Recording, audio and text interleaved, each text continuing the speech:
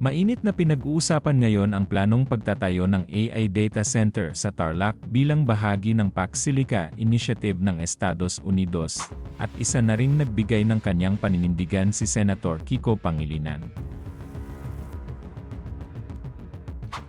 Sa kanyang Facebook post nitong Miyerkules, July 29, nilinaw ng senador na hindi siya basta tutol o basta pabor sa proyekto.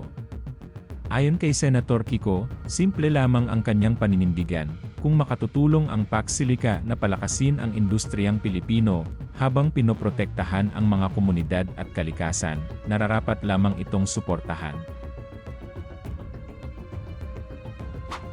Ngunit kung ang kapalit nito ay ang lalo pang paghihirap ng mga ordinaryong Pilipino, pagkasira ng kalikasan, at pagyaman lamang ng ilang tao, malinaw niyang sinabi na hindi niya ito susuportahan. Ang Pax Silica ay isang inisyatibong pinangungunahan ng Estados Unidos na layuning palakasin ang supply chain para sa semiconductors, artificial intelligence, at iba pang makabagong teknolohiya. Kabilang narito ang Pilipinas bilang isa sa mga bansang lumagda sa deklarasyon noong April. Isa sa mga pangunahing plano ng programa ang pagtatayo ng malaking AI at Advanced Manufacturing Hub sa New Clark City, Tarlac, na inaasahang magdadala ng bagong pamumuhunan, trabaho, at modernong infrastruktura sa bansa. Gayunman, hindi lahat ay kumbinsido na puro benepisyo ang hatid ng proyekto. Matatanda ang halos kapareho rin ng posisyon ni Senator Kiko ang naging pahayag ni Akbayan Party List Representative Chel Diokno. Git niya, bago simulan ang proyekto, dapat munang magkaroon ng tunay na konsultasyon sa mga komunidad at masusing pag-aaral sa posibleng epekto nito sa kalikasan at kabuhayan ng mga residente. Para kay Diokno, mahalagang marinig ang boses ng mga maapektuhan bago tuluyang ipatupad ang proyekto. Samantala, mas matindi naman ang pagtutol ng ilang grupo ng mga scientist at environmental advocates.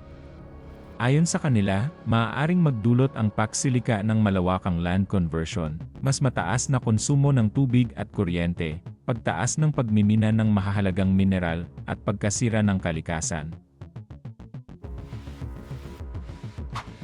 Pinabulaanan din nila ang ilang pahayag ng Bases Conversion and Development Authority o BCDA tungkol sa inaasahang epekto ng proyekto, at iginiit nilang hindi sapat ang kasalukuyang paliwanag ng pamahalaan sa mga panganib na maaaring idulot nito.